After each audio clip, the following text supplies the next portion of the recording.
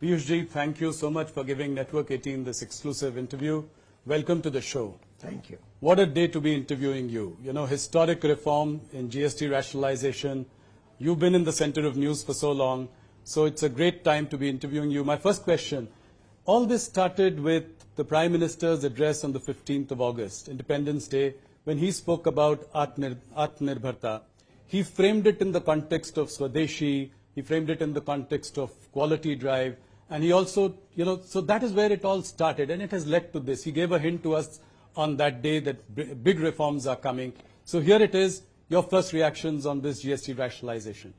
Well, I'd like to compliment Prime Minister Modi for taking this bold decision.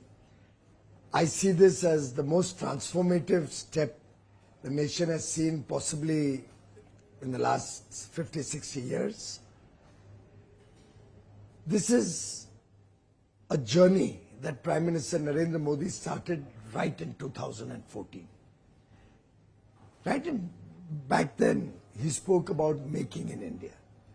He was conscious that ultimately we will have to become self-reliant. Atmanirbhar banna padega. He promoted Digital India, he promoted Startup India. Swachhata was at the core of his working. Yes. He started the concept of trusting the people of India. Remember, one of the first decisions was you don't need to notarize a document. Right. It was crazy. A Xerox copy, they did a notary and you spend money, go and sit before and plead with somebody.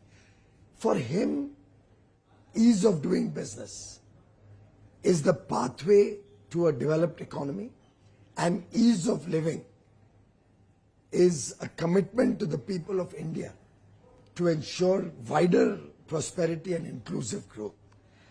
And these decisions yesterday have happened over a sustained 11-year journey of taking a broken, fragile 5 economy to become the top 5 economy of the world, soon to become the 3rd largest by 2027.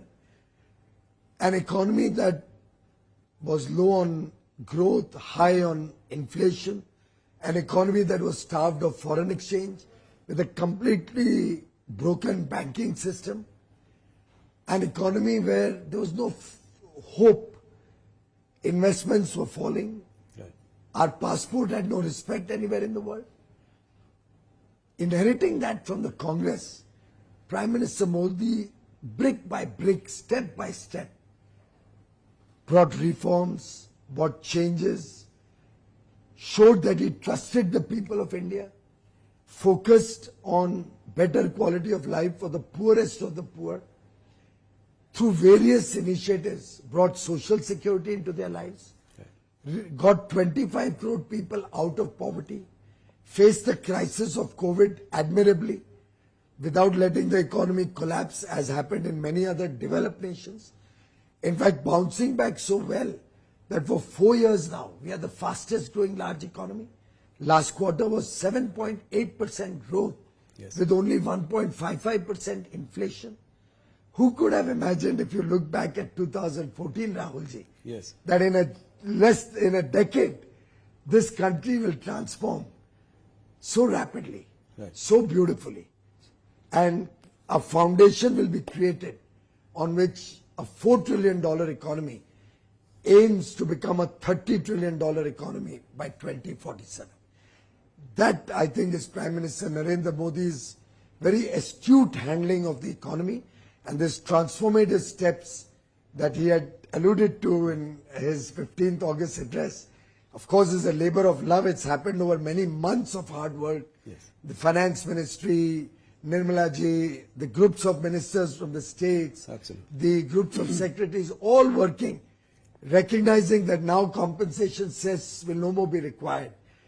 We got the elbow room to be able to give this huge bonanza, Right. and give our consumers the opportunity to spend more and give a boost to the Indian economy. So we'll discuss all these points one by one, but first let's stay with GST for a moment. How do you think there was also, income tax cuts, for the bonanza for the middle class in the last budget, followed by now rationalization of GST, a long-standing demand. Like you said, it's taken months of, work on it. Are you sure that this is, how confident are you that this is going to spur demand spur consumption and also eventually investment? It's very logical, Rahulji. Take, for example, the reduction in cement from 28% to 18%. Yes.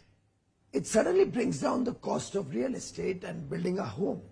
Prime Minister Modi has already provided a free home to 4 crore brothers and sisters, families in the country, another 2 crores more in the coming 4 years, 4-5 years. A reduction in cement price also helps the middle class now get the ability to own an affordable home. When you reduce the price for tractors, tractor parts, all other farm equipment, you are helping the farmer modernize, helping him improve his productivity. Right. When you make the two-wheeler cheaper or a small car cheaper of 1200 cc, the aspirational middle class, the young man and woman who wants to have a two-wheeler, gets encouraged and is able to afford to buy a two-wheeler. With interest rates also simultaneously coming down, yes, thanks to low inflation, and loans becoming cheaper and easily available, right, in a strong banking system that we have today, not what we had in 2014. When the housewife goes out into the market, almost every product of daily use, all food products, all processed goods, foods, all material that is required for her kitchen, foodstuffs, utensils, everything will see a transformational reduction in prices.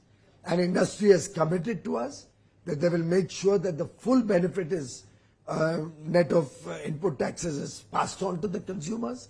So consumers are in for significant gain, and I'm very, very confident. And how are you sure of that? How will you ensure that the industry there has are passed? Enough tools. There have been cases of profiteering in the past. So. Few and far between. Otherwise, our experience is you can trust industry. Okay. Prime Minister Modi's biggest strength has been that he has trusted industry and they've never let him down. Similarly, the people of India have trusted Prime Minister Narendra Modi and we have never let them down. So I think it's a two-way trust.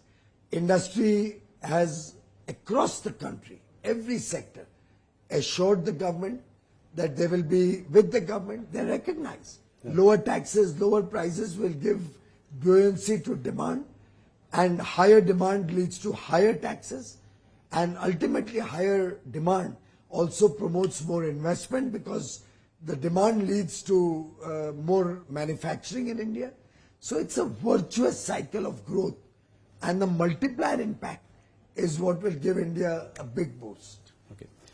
Let us also talk a little bit about the revenue implication or the revenue impact that this might have.